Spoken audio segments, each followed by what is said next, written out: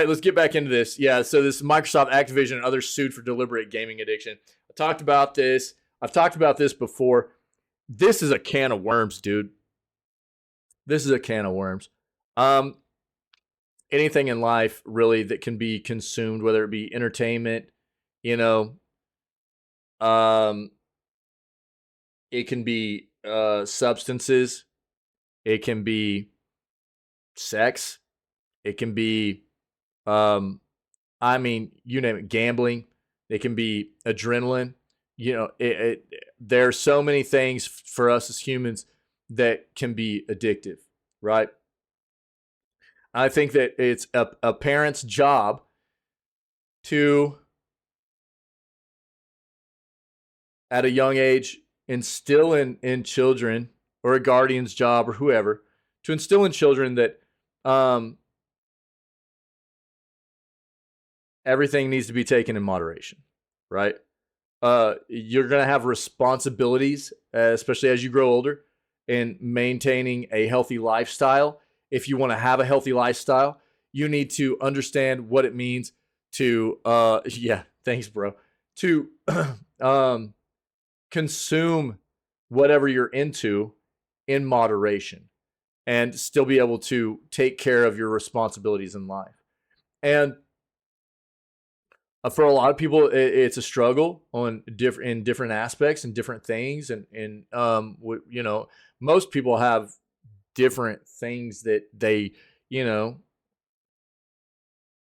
different areas of their life that have, in one form or fashion, you know, become a struggle with trying to balance that moderation at some point, you know what I mean? And learning how to do that. But I think that the younger you can try to instill that in kids, the better off they're going to be, right?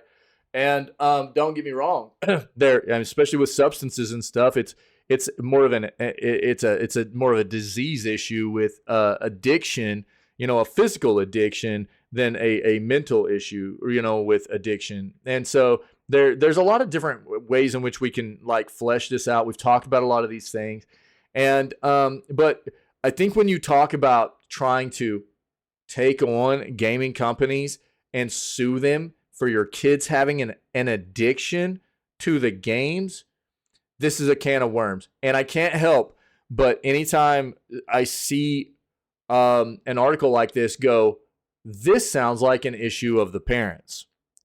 You know, how you know how did this start? And I know so many times where, and I've seen it time and time again, where there are so many parents that, you know, they are so quick to just throw their kids in front of a device. It could be a TV, it could be, you know, a gaming system, tablets, whatever, you name it, you know, and it's just like, yo, here, take this and you know, leave me alone, basically, right? So I mean, I'm not saying that this is specifically this situation, but it quite possibly could be too. And you know, what's led to this situation of this specific instance of this kid being deemed an addict to gaming by their parents in the first place, you know? And when you talk about somebody trying to take on big companies like this and go, well, it's your fault, my kid's an addict to your entertainment, right? I mean, you're opening a really a rabbit hole for what other people are going to be able to do for doing this to other companies too. Like, I mean, SpongeBob gets sued next. You know what I mean? Like Nickelodeon gets sued next. My kids are addicted to your cartoons, Cartoon Network. You know what I mean? My kids are addicted to your cartoons, and I'm suing you for making your cartoons addictive. You know, and then like liquor companies next. You know, it's legal, but we know it's addictive, especially to a lot of people. Alcohol is an addictive substance.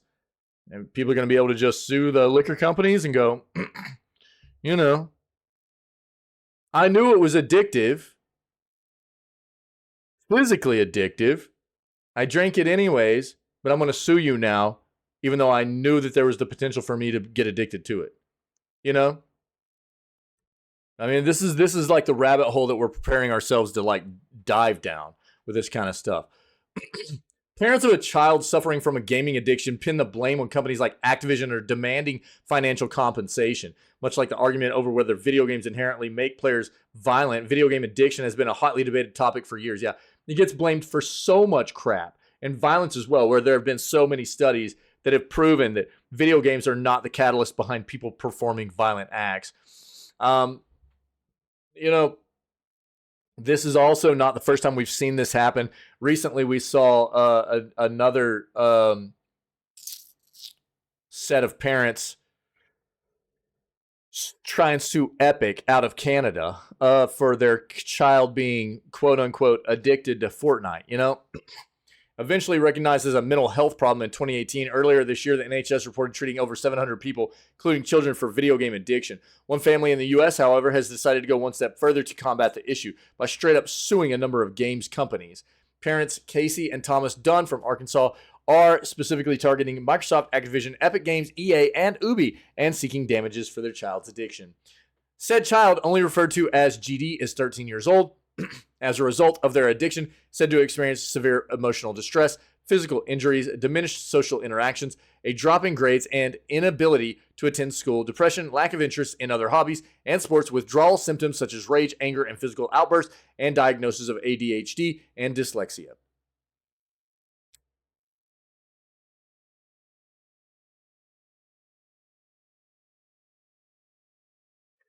I'll come back to this.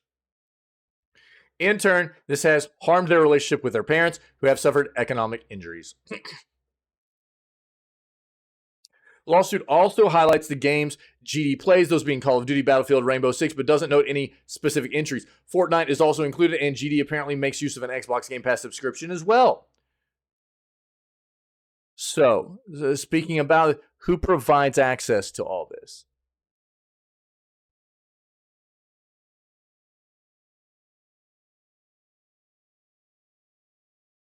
The Nintendo Switch is mentioned too, but Nintendo itself isn't among the defendants. A number of complaints are issues that have been raised countless times before, such as the predatory nature of microtransactions and loot boxes. I'll agree on that front. These have been at the center of several lawsuits already, and some countries recognize them as a form of gambling. However, the suit appears to take umbrage with the very nature of games, targeting feedback loops and post-launch game content as methods to keep players coming back, which, yes, is how video games work.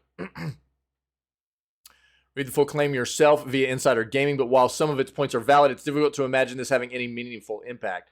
After all, the companies have some easy counter-arguments to make, such as the existence of parental controls that can prevent kids from engaging with specific content. They could even argue that as GD is a minor, his parents would have been the ones to buy him consoles. Like I was just getting at. Games and Game Pass subscription, and thus the responsibility to curb his addiction falls on them, not the companies. They have a responsibility to be a parent. This is especially true since several of the games GD plays are labeled with a mature age rating in the US, meaning they're not suitable for anyone under the age of 17. Yeah. So, I'm not going to sit here and act like I'm like flipping dad of the year. That I haven't at times needed to distract my kids. And an easy distraction is a screen. Absolutely. But I do feel like my wife and I have done a pretty good job of paying attention to the needs of our children. The needs being what they should and should not have access to falls within that, right? And I can tell you that one of my kids is somebody that's easily distracted by screens, by video games, and therefore we made the decision that once we noticed that, it was appropriate that during school and during the school week There's no screen time because it's too much of a distraction.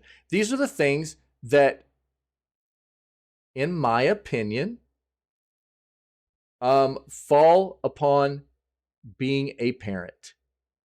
Yeah. And taking care of your children and trying to ensure that they are, again, comes down to consuming in moderation and making sure that your kids understand what that means and are taking care of, you're taking care of your kids are taking care of what they're supposed to be taking care of, things like that, right? Everybody has different ways of parenting. I understand that. But there are, I think, issues that, if all you're doing is throwing your kids in front of screens and so that you don't have to actually concern yourself with them, you're not being a parent. If that's all you do, you're not being a parent. Yeah. I'll stand by that. And will it quite often result in an issue of children getting to a point where they're probably addicted to screens and games and things like that? And if you try to get them to do anything else, they act out? Probably, because you've created you made this bed. You know, I believe that. You've set yourself up for this own, this scenario, and then you want to blame other people, other companies for it. That's the way this comes off to me. Do your job.